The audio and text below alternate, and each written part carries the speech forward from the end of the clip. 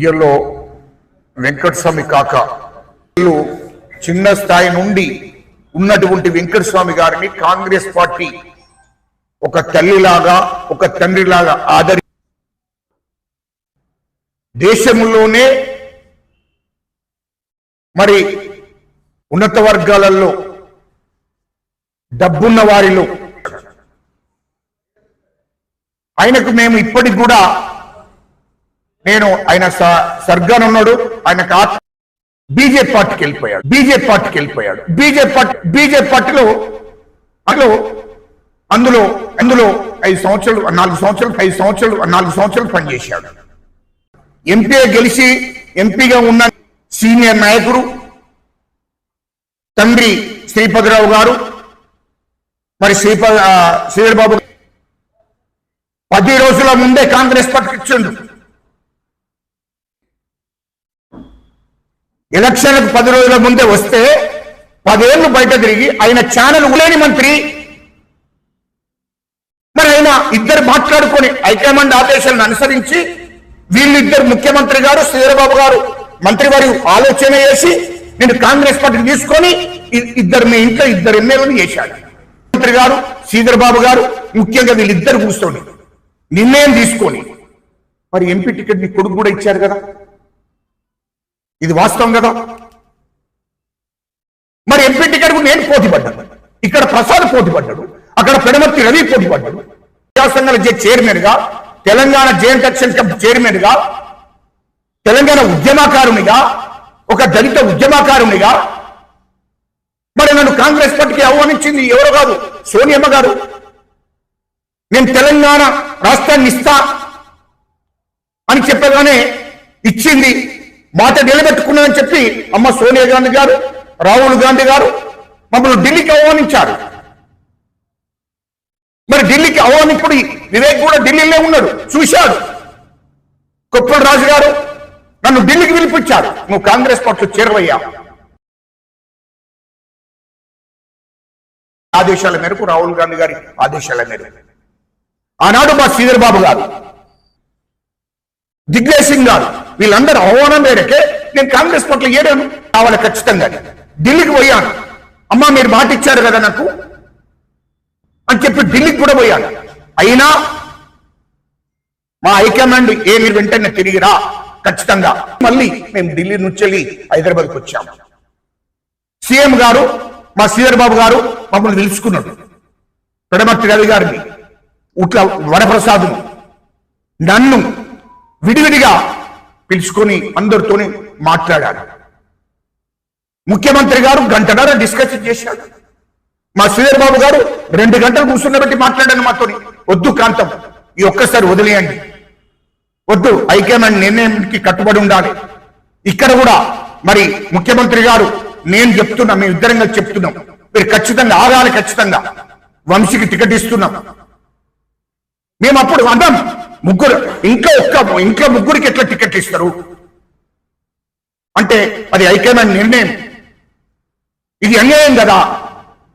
మరి రిజర్వేషన్ లో వాళ్ళ ఇంటికే కాదు నిర్ణయం తీసుకున్నాం, మా మాట వినవలసిందే మీరు అని చెప్పి వివేకు కొడుకు కోసం వాళ్ళు మమ్మల్ని కూర్చొని పెట్టి మాట్లాడి చర్చలు జరిపి అని చెప్పి, మీరు ఉద్యమకారులు కరెక్టే, మీకు నష్టం జరిగింది కరెక్టే, కానీ హైకమాండ్ నిర్ణయం తీసుకున్నది, మేము నిర్ణయం మమ్మల్ని ఒప్పించారు, మెప్పించారు. అప్పుడు మేము కూర్చున్నాం. వంశీకి టికెట్ ఇచ్చారు, ఇక్కడ వచ్చి ఎంపీగా పోటీ చేశాడు.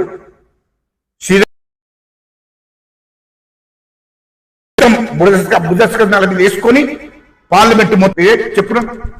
నాకు అర్థం కాలే, ఎట్లా నష్టం చేసినట్టు చెప్పు. నిన్ను ఎంపీని చేసి, నీ కొడుకుని ఎంపీని చేసి, నీ 2 ఎమ్మెల్యేలను చేసి, శ్రీధర్ బాబు గారు లేకపోతే నీకు ఎంపీ టికెట్ వచ్చిన వంశీకి, శ్రీధర్ బాబు గారు లేకపోతే ఎంపీగా పెద్దపల్లి పార్లమెంట్ గెలుస్తువా? అది చెప్పు, దానికి ప్రశ్నకు నువ్వు జవాబు చెప్పు. పెద్దపల్లి ప్రజలకు చెప్పు, మీడియా కూడా చెప్పు, పార్లమెంట్ ప్రజలకు చెప్పు. నీకు శ్రీధర్ బాబు గారు లేకపోతే, మాజీ మంత్రివర్యుడు ఐటీ శాఖ మంత్రివర్యుడు శ్రీధర్ బాబు గారు లేకపోతే నీకు ఎంపీ, నీ కొడుకు ఎంపీ టికెట్ వచ్చినా నువ్వు ఎంపీ గెలుస్తావా? నువ్వు గెలుసునా ఎట్లా నువ్వు మాట్లాడేది? ఏ విధంగా నువ్వు శ్రీధరబాబు గారిని విమర్శలు చేస్తున్నావు?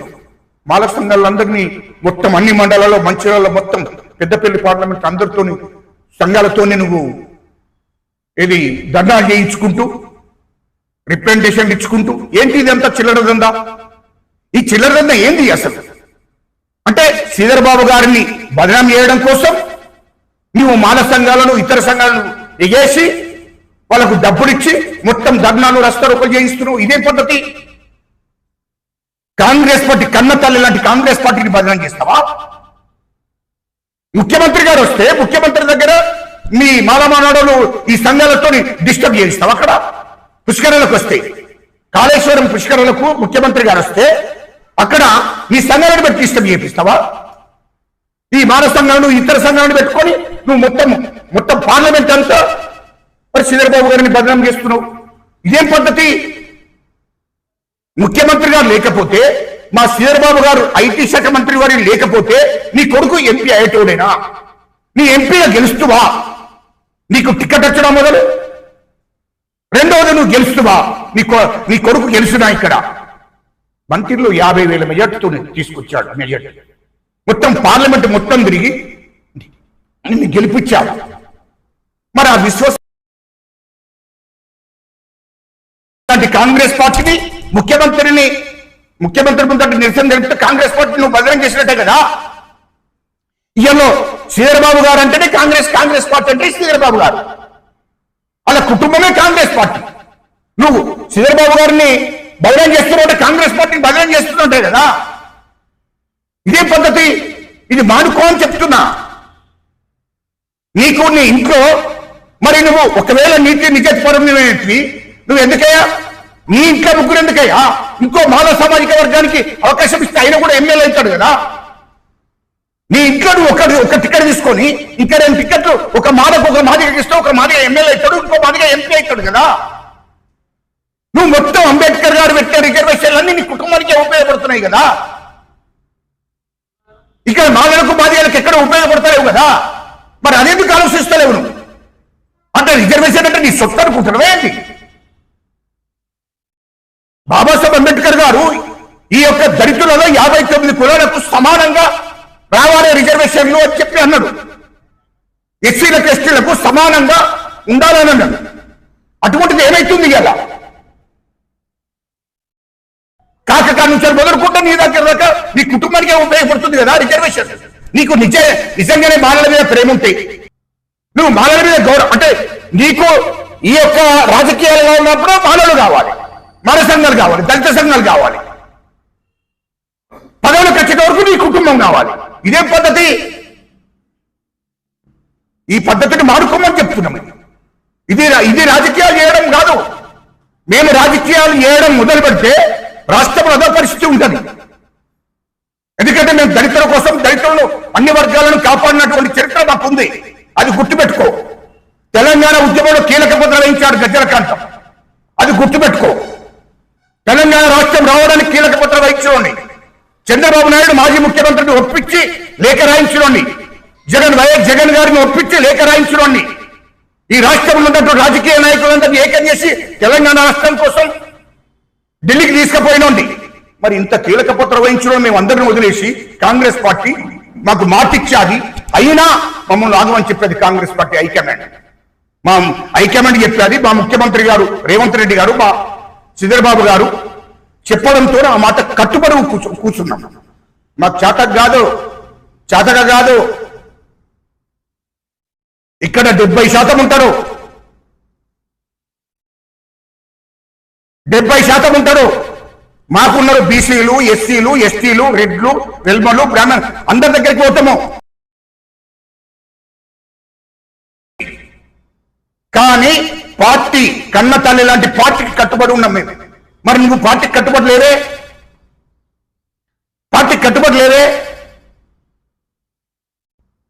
పార్టీకి ఏ హైకమాండ్ నిర్ణయం మేరకు కట్టుబడి లేవే అంటే ఏంటి కుట్ర? ముఖ్యమంత్రి గారు మా శ్రీధరబాబు గారు ఈ రాష్ట్రంలో వర్గీకరణ చేయడం తప్ప నువ్వు మొదటి నుండి కూడా నేను అబ్జర్వ్ చేస్తున్నాము. రాష్ట్రంలో నువ్వు ఏనాడు కూడా మాలల గురించి మాట్లాడలేదు, ఏనాడు కూడా నీ కాకారా మాట్లాడలేదు, నువ్వు మాట్లాడలేదు. కానీ ఈ రాష్ట్రంలో నీ మంత్రి పదవి కోసం ఇద్దరు ఎమ్మెల్యేలు ఎంపీ అయినాక కూడా నీ మంత్రి పదవి కోసం రాష్ట్రంలో మాలలు రెచ్చగొట్టి మీటింగ్లు పెట్టాడు.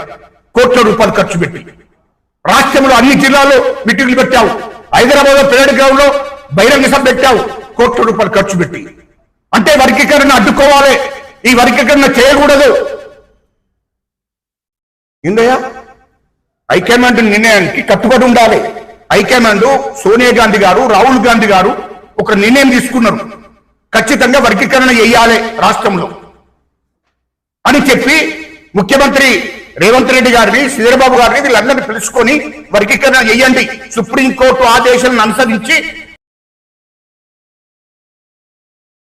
చేశారు. వర్గీకరణ ముఖ్యమంత్రి గారు, మా ప్రభాకర్ గారు మంత్రివర్యులు, ఈ వర్గీకరణ కీలక పాత్ర వహించేది ఎవరు? మా ముఖ్యమంత్రి గారు ముఖ్య పాత్ర వహించారు. వర్గీకరణ రాష్ట్రంలో వేసిందని నువ్వు ఆలోచన చేసి ఇదంతా శ్రీధరబాబు గారిని బదలం చేయడం కోసం ప్రయత్నం చేస్తున్నాం, అంతే కదా? వర్గీకరణ వేసినందుకే నువ్వు పార్టీ కట్టుబడి మొదటి నుండి కూడా నీకు పార్టీ పట్ల నీకు మంచి అభిప్రాయం లేదు. నీ ఇంట్లో ఇద్దరు ఎమ్మెల్యేలైనా ఎంపీ అయినా నీకు లేదు. నీకు ఇప్పుడు మంత్రి పదవి కావాలి, ఇది నీకు కావాల్సింది. నీ మంత్రి పదవి కోసం రాష్ట్రంలో ఉన్న మాలలందరూ రెచ్చగొట్టావు, బహిరంగ సభ పెట్టావు. తర్వాత ఈ వర్గీకరణను ఆపాలని చూశావు. హైకమాండ్ ఆదేశాలను కూడా నువ్వు వ్యతిరేకించి బహిరంగ సభ పెట్టావు. ముఖ్యమంత్రి గారు, మా శ్రీధరబాబు గారు, కాంగ్రెస్ పార్టీ మరి క్యాబినెట్ మంత్రులు అందరు నిర్ణయం తీసుకున్నారు, వాళ్ళను కూడా నువ్వు వ్యతిరేకించి బహిరంగ సభ పెట్టావు. ఈ వర్గీకరణ చెయ్యొద్దని అన్నావు. ఇదేం కుట్రనయ్యా? ఎస్సీలలో 59 కులాలకు సమానంగా అందరికీ న్యాయం నష్టం జరగలే, మాదిగా ఉపల కులాలకు నష్టం జరగలే, అందరికి కూడా సమానంగా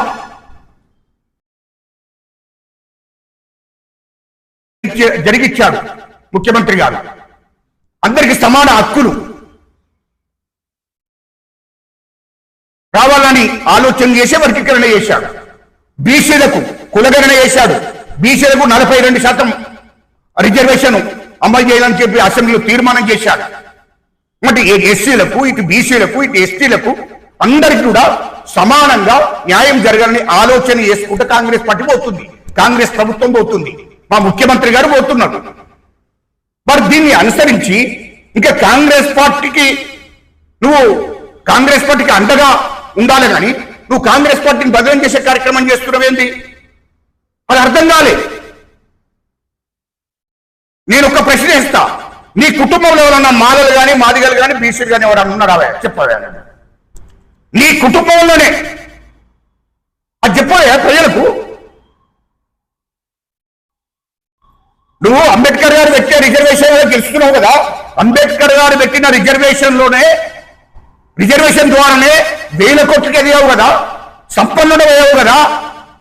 మరి ఈ అంబేద్కర్ గారు పెట్టిన రిజర్వేషన్ ఉపయోగించుకున్నావు, కానీ మరి దళితులు ఇంకెవరు లేరే? నీ కోడలు కానీ, నీ కోడలు కానీ, నీ బిడ్డ కానీ ఎవరన్నా ఉన్నారా ఇంట్లో? ఎవరికైనా ఇచ్చావా? దళితులకు నీకు సంబంధమే లేదు. మాలలకే కాదు, మాలలకు లేదు, మాదిగలకు, దళితులలో 52 కుటుంబాలకు నీకు సంబంధమే లేదు. ఇటు బీసీలకు కూడా నీకు సంబంధమే లేదు. అసలు ఈ అట్టడుగు వర్గాలకే నీకు సంబంధం లేదు. నీ కుటుంబంలో ఎవరు లేరా బాబు? నీ కుటుంబంలో ఎవరున్నారు? అప్పర్ క్యాస్టులు చేసుకున్నావు, నీకు సంబంధం అంతా వాళ్ళే కదా. నీ కుటుంబానికి ఈ దళితులకు సంబంధమే లేదు. ఎట్లా చూసుకుంటా? మరి అట్లాంటి ఒడివి నువ్వు ఇళ్ళలో దళిత కార్డును ఉపయోగించుకొని మాలల అమాయకమైనటువంటి మాలలు, నా సోదరులు, మా దళితులను ఉపయోగించుకొని నువ్వు వాళ్ళను ధర్నాలు, రస్తారోకో చేయండి, కాంగ్రెస్ పార్టీని బదనం చేయండి, శ్రీధరబాబు గారిని బదనం చేయండి, శ్రీధరబాబు గారి మీద తప్పుడు ప్రచారం చేయించుకుంటూ ఇదేం పద్ధతి? ఇక ప్రోటోకాల్కి వస్తే దయచేసి మీడియా మిత్రులు అందరికీ తెలుసు, మీ అందరికీ ప్రోటోకాల్ ఎవరు వేయాలి? అయినా శ్రీధర్బాబు గారు 3 సార్లు మంత్రి అయ్యా బాబు, సీనియర్ మంత్రి అయినా, క్యాబినెట్ మంత్రి అయినా మీకు స్వాగతం అడుగుతాడే? నాకు అర్థం కాలే. అరే కొద్దిగా ఆలోచన ఉండాలి కదా. ప్రోటోకాల్ వెళ్ళకపోతే ఇవన్నీ కాదు. ప్రోటోకాల్ వెళ్ళకపోతే ఎవరేం చేస్తారు? ఎండోమెంట్ వాళ్ళు ఈయనకు 8 రోజుల ముందే ఈయనకు మన ఇంటికి పోయి స్వాగతం పలికారు. అయ్యా ఎంపీగా మీరు రండి, ఎంపీగా మీరు రండి, కాళేశ్వరం పుష్కరాలకు, సరస్వతి పుష్కరాలకు మీరు రండి అని చెప్పి వారం రోజుల ముందే ఎంపీ గారింటికి ఎండోమెంట్ వాళ్ళు పోయారు. పోయి స్వాగతం అంటే ఆయనకు మీరు రావాలని చెప్పి స్వాగతం పలికి వచ్చారు. అట్లనే సేమ్ టైం ఎమ్మెల్యేలు అందరికి కూడా పోయారు, మీరందరు రండి, పుష్కరాలకు రండి అని చెప్పారు. తర్వాత ఇక్కడ ఉన్న ఐఏఎస్ ఆఫీసర్, కలెక్టర్ కూడా, సంబంధించిన ఆఫీసర్లందరూ కూడా మీరు రండి అని చెప్పి 8 రోజుల ముందే చెప్పారు. మరి చెప్పినప్పుడు నువ్వు వచ్చి పుష్కరాలకు వచ్చి స్నానం చేసుకొని దేవుడికి దండం పెట్టుకొని వెళ్ళాలి. కానీ నన్ను అక్కడ అవమానం జరిగింది, నన్ను స్వాగతం పలకలేదు, నన్ను స్వాగతించే ఎవరు స్వాగతిస్తారే? ముఖ్యమంత్రి గారు వచ్చి నీకు స్వాగతించాలా, లేకుంటే రాష్ట్ర క్యాబినెట్ మంత్రి వచ్చి నీకు స్వాగతం? ఇది అర్థం కాలే. ప్రోటోకాల్ అంటే తెలిసేమో కదా నీకు. ముఖ్యమంత్రి గారు, క్యాబినెట్ మంత్రులు అందరూ వచ్చి ఆడ పుష్కరాలకు, సరస్వతి పుష్కరాలకు వచ్చిండ్రు, స్నానం చేసుకున్నారు, దేవుడికి దండం పెట్టుకున్నారు, ఎక్కడో అక్కడ వెళ్ళిపోయారు. ఎమ్మెల్యేలు వచ్చారు, ఎంపీలు వచ్చారు. మరి వాళ్ళందరికీ లేని ప్రోటోకాల్ నీదేంటి? క్యాబినెట్ మంత్రులందరూ వచ్చి ఆయనకు స్వాగతం పలుకుతారు, ఆయనకు అక్కడికి పూజకు ఆహ్వానిస్తారు, అక్కడ పూజలు చేయించారు, స్నానాలు చేయించుకున్నారు, దేవుడికి దండం పెట్టుకున్నారు, ముఖ్యమంత్రి గారు పోయారు. అదే సేమ్ టైం మంత్రులు కూడా వచ్చారు. మంత్రులకు కూడా ఎండోన్మెంట్ వాళ్ళే స్వాగతం పలికారు. మీరు అయ్యా కలెక్టర్ వీళ్ళందరూ ఉన్నారు, మీరు రండి అని చెప్పారు. వాళ్ళకు స్వాగతం పలికారు, స్నానాలు చేసుకున్నారు, వాళ్ళు వెళ్ళిపోయారు. తర్వాత ఎమ్మెల్యేలు, ఎంపీలు, అధికారులు అందరూ వచ్చారు. దేవుని మీద నమ్మకం ఉన్నోళ్ళు, దేవుని మీద భక్తి ఉన్నోళ్ళు అందరూ కూడా పుష్కరాలకు వచ్చారు, స్నానాలు చేసుకున్నారు, వెళ్ళిపోయారు. రాష్ట్ర వ్యాప్తంగా ఇతర రాష్ట్రాల నుంచి కూడా అధికారులు వస్తున్నారు, రాజకీయ నాయకులు వస్తున్నారు, పోతున్నారు. మరి సపరేట్ గా నీకేంటి? నువ్వు అక్కడ ఎంపీగా నువ్వు అక్కడ ఉండి నువ్వు స్వాగతం పలికి ఎమ్మెల్యేలకు, ఎంపీలకు, ఇతర రాష్ట్రాల నుంచి వచ్చిన వాళ్ళందరికీ నువ్వు స్వాగతం పలికి నువ్వు అక్కడ ఉండేటికి పోయి నువ్వే నాకు స్వాగతం పలికలేదంటే ఏంటయ్యా బాబు? ఏం వివేకానంద నీ కొడుకు 30 ఏళ్ళు ఉంటాడబ్బా అంటే నీ కొడుకు మా శ్రీధర్బాబు గారు క్యాబినెట్ మంత్రికి స్వాగతం పలికేటుండే?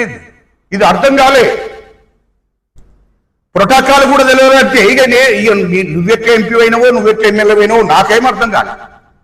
మరి ఏంటిదో మీరు ఎట్లా 2 ఎమ్మెల్యేలు అయినవు, ఎంపీ అయినవు, నువ్వు వ్యాపారం చేస్తున్నావు, బిజినెస్ చేస్తున్నావు, 1000 కోట్లకు అధిపతివి. మరి నీకు ప్రోటోకాల్ గురించి తెలియకపోతే మేమేం చేస్తామని? అంటే నీ లక్ష్యం ఏంటి? నువ్వు నీకోసం మళ్ళీ వాడెవడా ఇక్కడ మొన్న ఎవడో ఖండించిండు, మధు, టీఆర్ఎస్ పార్టీ, వాడికి నీకేం సంబంధం బాబు? ఏం కుట్రలు జరుగుతున్నాయి ఇక్కడ? అంటే శ్రీధర్బాబు గారిని బదనం చేయడం కోసం, మంత్రివర్యులను బదనం చేయడం కోసం, కాంగ్రెస్ పార్టీని బదనం చేయడం కోసం టీఆర్ఎస్ మాజీ ఎమ్మెల్యే, జడిపి చైర్మన్ అంటే వాళ్ళతో కూడా చేతులు కలిపినావా వివేకానంద? మరి నువ్వు మీ కుటుంబం వాళ్ళతో కూడా చేతులు కలిపినావా?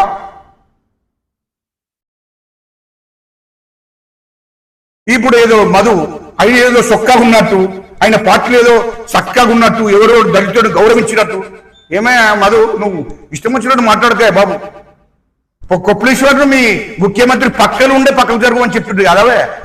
పక్కనుండే ఎన్నోసార్లు అవమానపరిచిండు.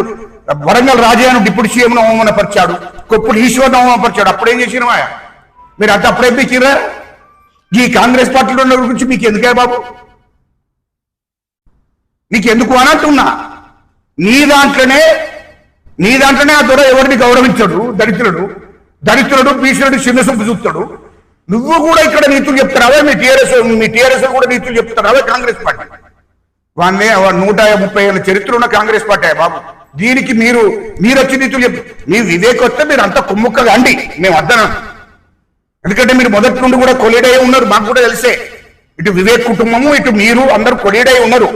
శ్రీధర్బాబు గారి మీద కక్ష కట్టారు మీరిద్దరు కలిసి. అది తెలుసు. మీరు ఎక్కడ ఎప్పుడు కలిశారు, మీరు ఏం మాట్లాడుకుంటున్నారో, మీరు రాత్రి కలుసుకుంటారో మాకు తెలుసు కదా. కలిసిన ముఖ్యత నాకు తెలుసు. వివేకన్న ఎందుకు మాట్లాడుకుంటారు? నువ్వు ఈ మధ్య కాలంలో ఎవరెవరితో మాట్లాడుతున్నావు, టీఆర్ఎస్ వాళ్ళతో కూడా అది మొత్తం ఉన్నదన్న నా దగ్గర. ఎందుకు పరిచయం, ఎందుకు ఇవన్నీ కుట్రలు శ్రీధరబాబు గారి మీదనేనా? మరి మధు గారికి కూడా ఎంతో చరిత్ర ఉంది ఇక్కడ.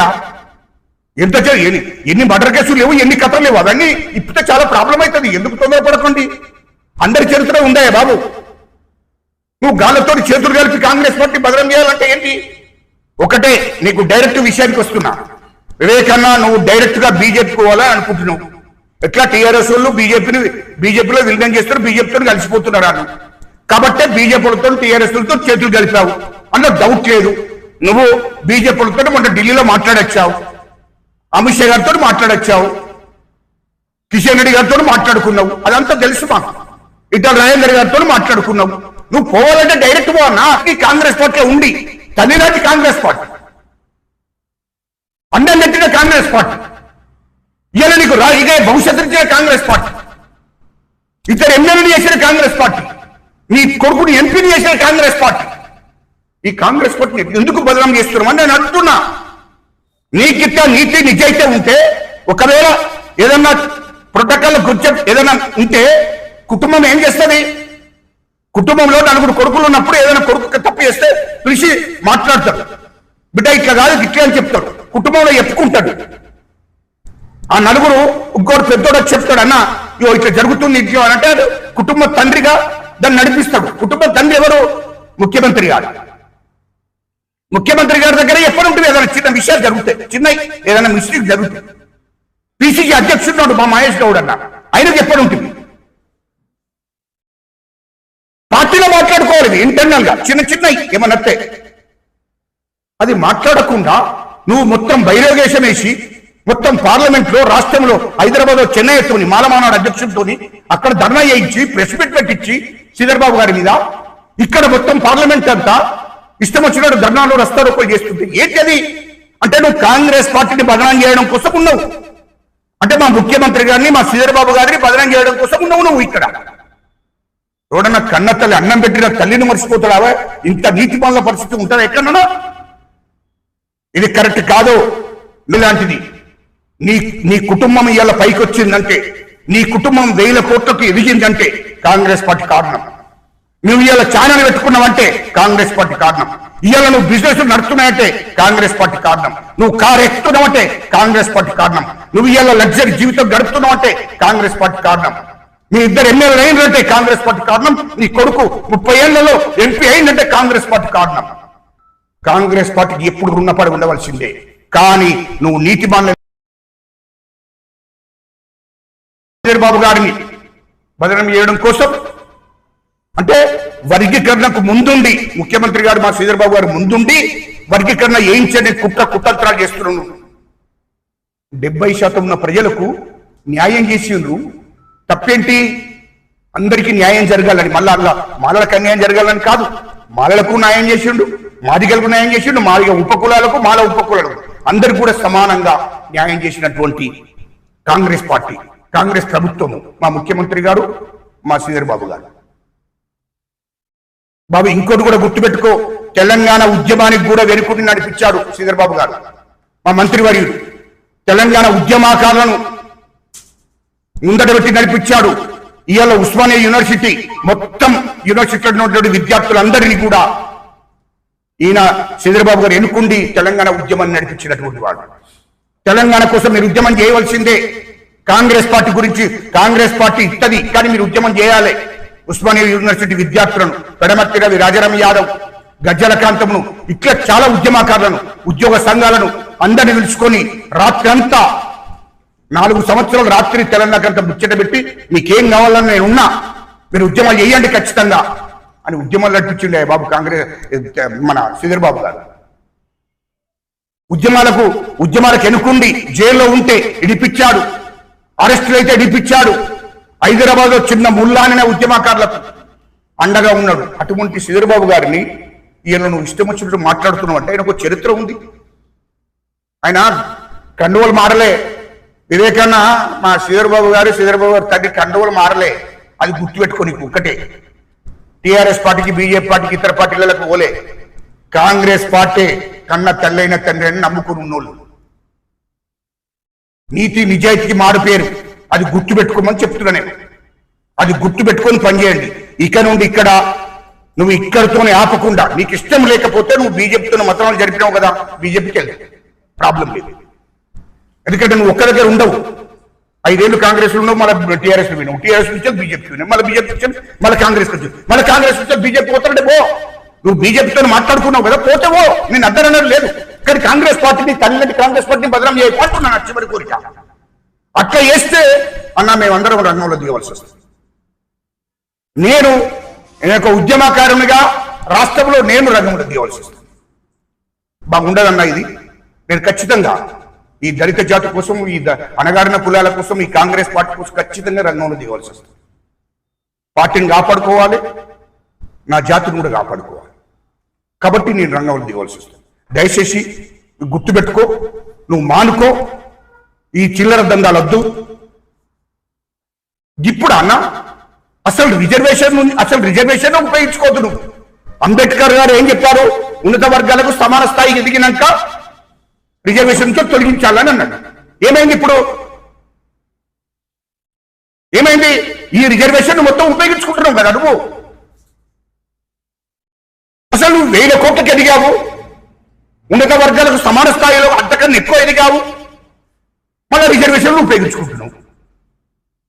నువ్వు ఈ దళిత కార్డు ఎప్పుడన్నా దళితులు కాపాడినావన్నా? ఇన్ని పెద్దపల్లి నా కాటంటే ఎన్ని కోటలు జరిగినాయి. ఎప్పుడన్నా దళితుల గురించి, బీసీల గురించి మాట్లాడేవాళ్ళు? ఎప్పుడన్నా కాపాడినావా? ఈ దళిత సంఘాన్ని కాపాడినావా? దళితులను కాపాడినావా? బీసీలను కాపాడినావా? ఆ చరిత్ర లేదు. కానీ ఇప్పుడు పాపం ఏమి తెలిసి తెలియనటువంటి యువతను, దళిత యువతను ఉపయోగించుకొని వాళ్ళతో ధర్నాలు చెప్పిస్తున్నాం. ఎప్పుడన్నా దళితులకు ఉపయోగపడ్డావా? ఎవరైనా దళితులకు ఇల్లు కట్టించావా? లేకుంటే భూములు కొనిచ్చావా?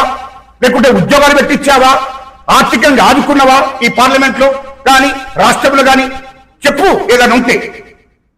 దళిత ప్రజలను, నీ దగ్గర అనుచర వర్గానికి ఒక్కరికో ఇద్దరికో కాదు, దళిత ప్రజలను, నిరుపేదలను ఎవరికన్నా ఇల్లు కట్టించారని చెప్పు.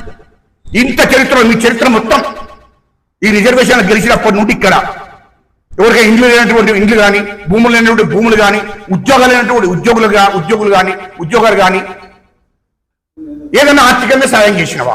మరి లేదు కదా. ఆ చరిత్ర లేదు కదా. ఏదైనా ఉంటే చెప్పు. నేను అడిగిన దాంట్లో ప్రతి ఒక్కదానికి నువ్వు ఏదైనా ఉంటే చెప్పు. ప్రజలకు అంటున్నా, అనుచర వర్గానికి కాదు, ప్రజలకు, దళిత ప్రజలకు, అణగారిన కులాల ప్రజలకు. ఇవన్నిటికీ నువ్వు జవాబు చెప్పాలి. ఎందుకంటే ఇది కరెక్ట్ కాదు. పెద్దపల్లి పార్లమెంట్ ప్రజలు అందరికీ తెలిసే. ఇది నువ్వు మానుకో. ఇది తెలంగాణలో కానీ, ఇటు రాష్ట్రంలో కానీ, ఇటు పెద్దపల్లి పార్లమెంట్ లో కానీ ప్రతి మండలానికి నేను కూడా వెళ్తాను, ప్రతి నియోజకవర్గానికి నేను కూడా వెళ్తాను. ఖచ్చితంగా అసలు సంగతి ఏందో తెలియాలి ప్రజలకు. తెలియడం కోసం నేను సిద్ధంగా ఉన్నా అని చెప్పి ఈ సందర్భంగా మిమ్మల్ని కోరుకుంటున్నా. ఇవన్నిటికి కూడా నువ్వు ఈ పెద్దపల్లి పార్లమెంట్ ప్రజలకు జవాబు చెప్పు అంటున్నా. ఇవన్నీ నేను అడిగిన ప్రశ్నలకు రాష్ట్రంలో ప్రజలకు జవాబు చెప్పు.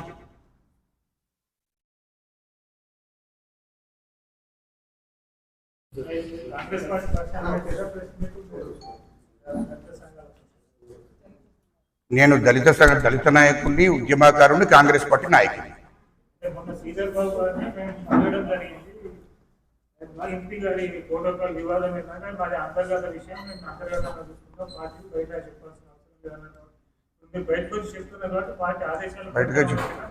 మా పార్టీ బదనాం చేస్తుంటే, ఒక దిక్కు శ్రీధర్ బాబు గారిని బదనాం చేస్తుంటే సార్ అంటాడు ఆయనకు. ఎందుకంటే ఆయన తండ్రి లాంటి వాడు, అందరికీ గౌరవించాలి, పార్టీని ఎక్కడ పరుగు గుర్తుందో అంటాడు. వాస్తవమే. కానీ వీళ్ళకి లేదు కదా. నినాకమన్న మంచిర్యాల చేసి, నినాకమన్న ఇక్కడ చేసి, మీరు అన్ని చూస్తున్నారు కదా. అది కరెక్ట్ కాదంటున్నా నేను. ఇప్పటిదాకా నేను కూడా ఒకే పట్టుకుంటే తప్పని పరిస్థితుల్లో ఇది పెట్టవలసి వచ్చింది. ఇక మరి తప్పని పరిస్థితుల్లో మాట్లాడాలి కదా కంపల్సరీ. పార్టీని కాపాడుకోవాల్సిన అవసరం ఉంది, దళిత సమాజాన్ని కాపాడుకోవాల్సిన అవసరం ఉంది. ఇంటర్నల్ విషయం కరెక్టే. ఇంటర్నల్ విషయం ఆయనకు తెలియదా? వివేక్ గారికి తెలుసు కదా, కొడుకు వంశీకి తెలుసు కదా. మీరు తీసుకుపోయి మరి పోయి హైకమాండ్ తో మాట్లాడాలి కదా. ఏదైనా చిన్నగా ఏదైనా జరిగితే అది మాట్లాడలేదే మరి నువ్వు.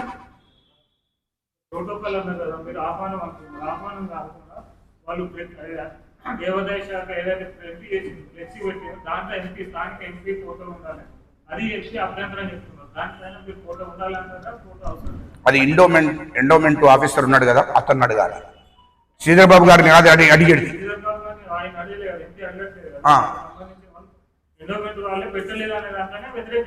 వ్యతిరేకి ఎవరికి చెప్తావు? నువ్వు కలెక్టర్ కాంప్లైంట్ చేయి, ఎవరికి చెప్తావు? సీఎం గారికి కాంప్లైంట్ చేయి. ఇమీడియట్లీ సంబంధించిన ఆఫీసర్లు చర్య తీసుకుంటారు వాళ్ళ మీద. నువ్వు కాంప్లైంట్ చేయమ్మా. ఇది మన ప్రభుత్వమే కదా. నేను అనేది ఒకటి, ఇది మన ప్రభుత్వమే కదా. ఇప్పుడు వంశీ ఎవరు? కాంగ్రెస్ పార్టీ కదా, అంటే కాంగ్రెస్ ప్రభుత్వం భాగస్వామ్యం కదా. అన్నప్పుడు నువ్వు ఎవరికి చేయాలి? అక్కడ నీకు అన్యాయం జరిగింది, అర్జెంట్ గా పై ఆఫీసర్ ఎవరు? కలెక్టర్. లేకుంటే పై ఆఫీసర్ ఎవరు? పై ఆఫీసర్ కలెక్టర్. అక్కడ అవసరం అనుకుంటే చీఫ్ సెక్రటరీకి చేయి, అవసరం అనుకుంటే సీఎం గారికి చేయి, కంప్లైంట్ చేయి. నీ ప్రభుత్వమే కదా. నువ్వు బయట వేసుకుంటే మొత్తం ఇప్పుడు ఏమైంది? పేపర్లన్నీ మీడియా అంతా ఏం ప్రచారం చేస్తుంది? మీడియా వాళ్ళు ఏం ప్రచారం చేస్తున్నారు? యూట్యూబ్ ఛానల్స్ ఏం చేస్తుంది ప్రచారం? ఇలా పార్టీలో ఇట్లా జరుగుతుంది. ఇప్పుడు మీరు బయటకు అంటలేరు. ఇదంతా కాంగ్రెస్ పార్టీలో శ్రీధర్ బాబు గారిని బదనాం చేస్తున్నాడు కదా. మరి ఒక్కరోజు బదనాం చేసేటట్టు సరే పోనీ. ఇప్పుడు మొత్తం పని కట్టుకొని హైదరాబాద్ చెన్నై అన్నట్టయినా అంబేద్కర్ స్టాచ్యూ దగ్గర మొత్తం ఒక 200-300 మంది వేసుకుని ధర్నా చేసి ఆల్రెడీ పేపర్లు వచ్చేసింది. ప్రెస్ మీట్ పెట్టాడు. ఆ ప్రెస్ మీట్ పెట్టి ఆపిండా? ఆపలే, పోయి ధర్నా చేసిండు. ఇదే పద్ధతి. అక్కడే వేస్తుండే, ఇక్కడ పార్లమెంట్ మొత్తం చేస్తుండే. ఇది పద్ధతి కాదు కదా. అందుకోసం చెప్తున్నాను, ఇది ఇంటర్నల్ విషయమే. కానీ ఇంటర్నల్ విషయాన్ని ఎన్ని రోజులు నువ్వు పోయి కాంప్లైంట్ చేసి నువ్వు అడగాలి కదా. పై అధికారులు నీ ప్రభుత్వమే కదా, నీ ప్రభుత్వం కాబట్టి నీ ప్రభుత్వం ఉన్న అధికారులను చీఫ్ సెక్రటరీ కాంప్లైంట్ చేయి, కలెక్టర్ కాంప్లైంట్ చేయి, ఇమీడియట్ యాక్షన్ తీసుకోమని చెప్పు. దాన్ని అంటే పద్ధతి.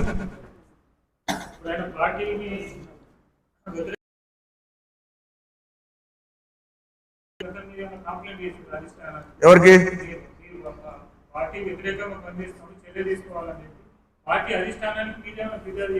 మేము ఫిర్యాదు చేయ, హైకమాండ్ చూస్తుంది. అది హైకమాండ్ చూస్తుంది. నేను ఎందుకు ఫిర్యాదు చేస్తాము?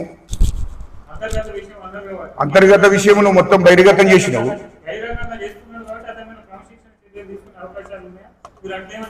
అది హైకమాండ్ తీసుకుంటే హైకమాండ్ కూడా చెప్తాం ఖచ్చితంగా. హైకమాండ్ తీసుకోవాల్సిందే. హైకమాండ్ పార్టీకి ఎవరు నష్టం చేసినా ఊరుకుండేది లేదు. పార్టీ కన్నకల్లి లాంటిది. ఖచ్చితంగా పార్టీకి కట్టుబడి పనిచేయవలసింది. అందరం పార్టీకి కట్టుబడి పనిచేయవలసిందే. మేము ఆగమంటే ఆగలేదా? నీ కొడుకు 30 ఏళ్ళు లేడు పట్టుబని.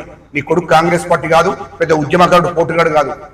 కానీ నీకు టికెట్ ఇచ్చారు, కాంగ్రెస్ పార్టీ నమ్మి టికెట్ ఇచ్చారు, గెలిచి వచ్చావు. నువ్వు ఇప్పుడు కాంగ్రెస్ పార్టీని బదనం చేస్తున్నావు అంటే ఏంది? కన్న తల్లిని బదనం చేసినట్టు కదా, కాంగ్రెస్ పార్టీని బదనం చేస్తున్నట్టే కదా. అది కరెక్ట్ కాదు అని చెప్పి నేను పెడుతున్నాను. ఒక దళిత నాయకునిగా, తెలంగాణ ఉద్యమకారునిగా, ఒక తెలంగాణ జీసీ చైర్మన్ గా నేను పెడుతున్నా. ఇది కరెక్ట్ కాదని చెప్తున్నా కదా. ఇప్పటిదాకా నేను ఎప్పుడు నీకు పార్లమెంట్ ఎలక్షన్లు కూడా ఆయన మీద ఎప్పుడు కాలే, గెలవని అని చెప్పాము. మేము కూడా గెలవాలని చెప్పాము. తెలంగాణ ఉద్యమకారులను, దళితులందరూ కూడా ఖచ్చితంగా వివేక్ కొడుకును వంశీని గెలిపించవలసిందని చెప్పాము. ముఖ్యులందరికీ మీరు పనిచేయండి అని చెప్పాము. పార్టీ చెప్పాది. మా శ్రీధర్ బాబు గారు ఎంబడే ఉన్నాడు. మొత్తం పార్లమెంట్ అంతా మెడల మీద వేసుకొని తిరిగాడు. అదంతా తెలుసు కదా మరి నీకు. ఇప్పుడు నీ మీద కోపం ఉంటే నీకు ఎంపీ టికెట్ ఎందుకు వస్తుంది? నీ కొడుకు ఎంపీ టికెట్ ఎందుకు వస్తుంది? నువ్వు ఎంపీ ఎట్లా గెలుస్తావు అంటున్నా నేను. ఆ ప్రశ్నకు జవాబు చెప్పండి. ప్రతిదీ కూడా పార్టీ చెప్పినట్టే ఎవడైనా వినవలసిందే, పార్టీకి కట్టుబడి ఉండవలసిందే.